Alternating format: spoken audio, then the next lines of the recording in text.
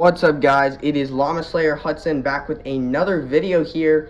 Very exciting video I've been planning for a while, and I ordered this a few days ago and it finally came today. And it is a next-gen console, the Xbox Series S Fortnite X Rocket League bundle here, and it includes some Rocket League and Fortnite items and 1,000 V-Bucks, 1,000 credits.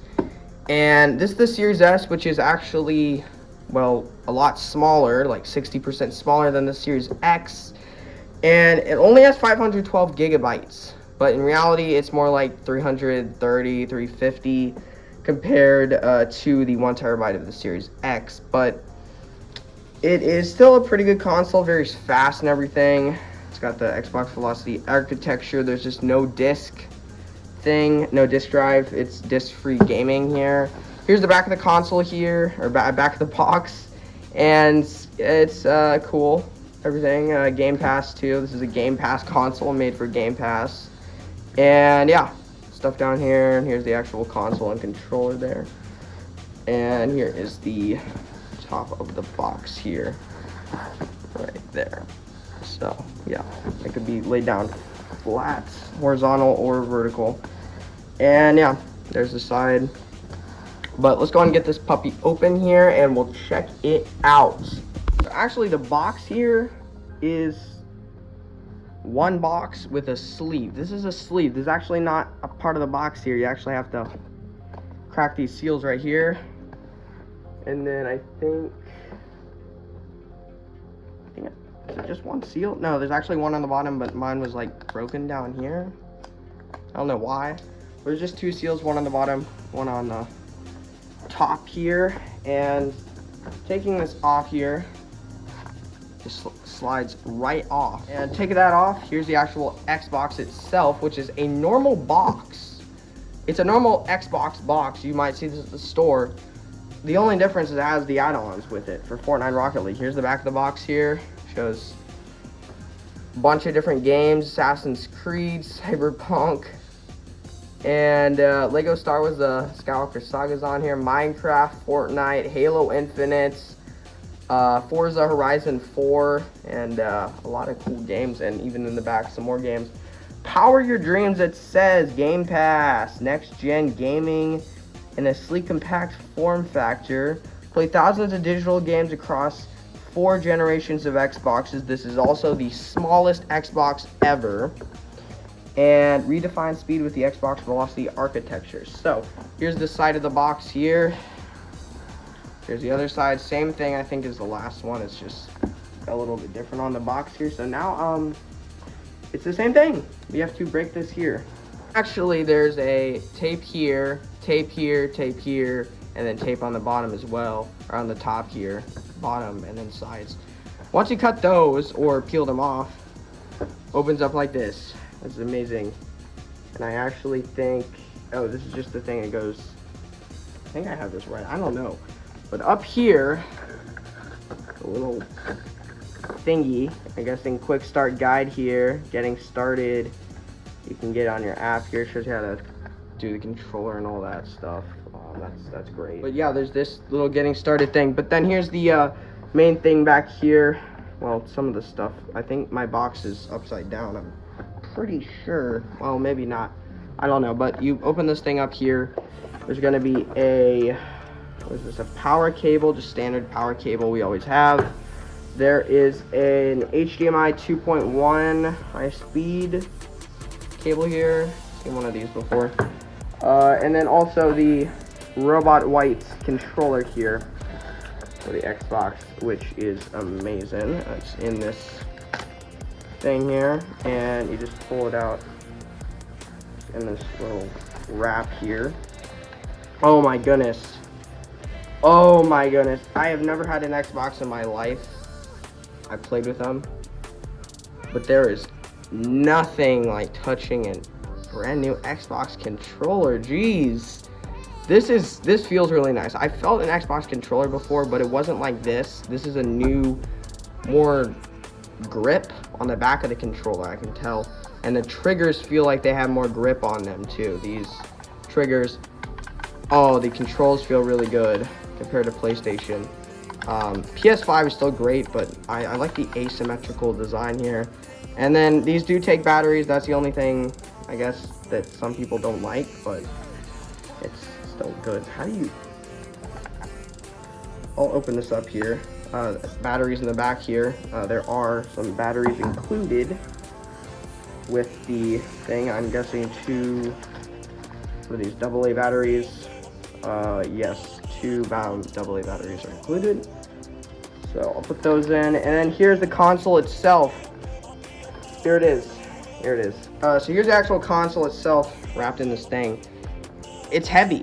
It is very heavy compared to like a Nintendo Switch or different thing. It says Power Your Dreams on this little thing here, and you just take this off, just like a little cardboard thing. Man, it is so nice looking.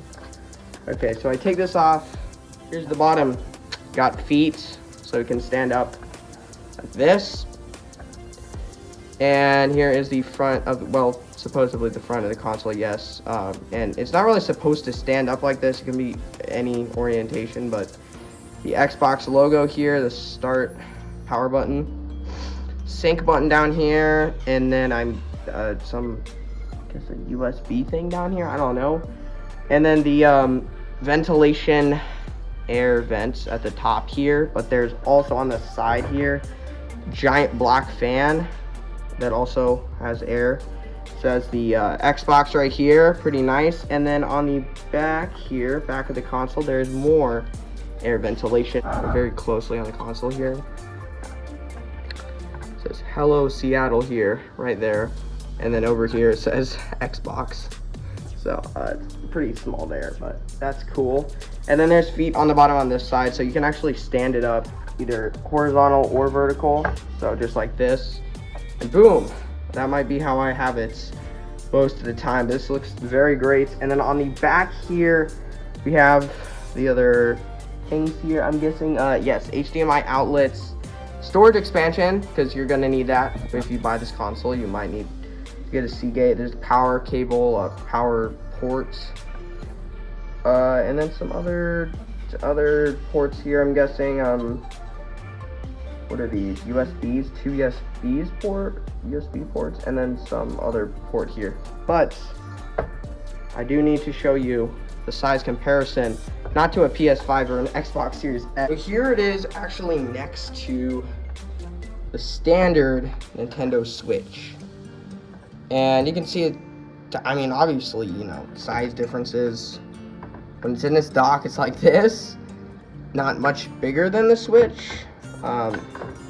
Take it out, I mean, it's, yeah, not much bigger when it has Joy-Cons on, but I mean, you know, it's obviously bigger than the console itself and everything, so, you know, I'd say it might be as thick as the Switch in the dock, maybe, but that is, it's next to the Nintendo Switch. And then also, I don't have an Xbox, so obviously, not PS5, but here is the PS4, the standard PS4, not the one that a lot of people want, not the PS5, but here's the PS4, just standard, not PS4 Pro or Slim. Standard one from 2013, and you can see actually the difference here. This is actually not at, it's the same length as a PS4 if it's on its side here, which nobody leans it like this, but if the PS4, let's say, is like this, like that when it was kind of standing, well, still pretty much the same size as the PS4 here.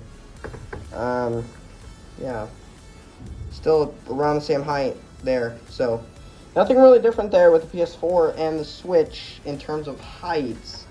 And thickness, I would say this one actually might be thicker than the PS. Well, let me see. It's actually, yes, it is thicker than the PS4. And that could be because the heatsink inside of the Series S. Because just the heatsink is bigger and stuff. But yeah, that's it compared to the standard versions of Switch and the PS4. Now,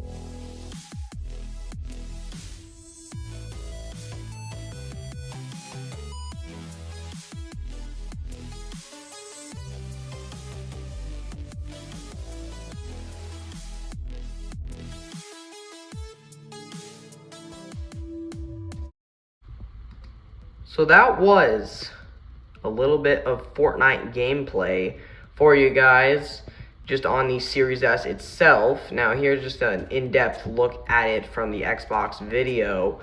And honestly, my personal thoughts on this console, I would say if you are a PlayStation user, you're a person that has had a PS4, a PS5, or any other PlayStation console recently, and you've been, playing it, do you think that this console, which is nearly 60% the size of the Xbox Series X, do you think that this console is worth the money? Because honestly, I mean, next gen performance and all that cool stuff, it's a cool looking like console and everything. But honestly, if you're a PlayStation user, you probably aren't gonna like this console.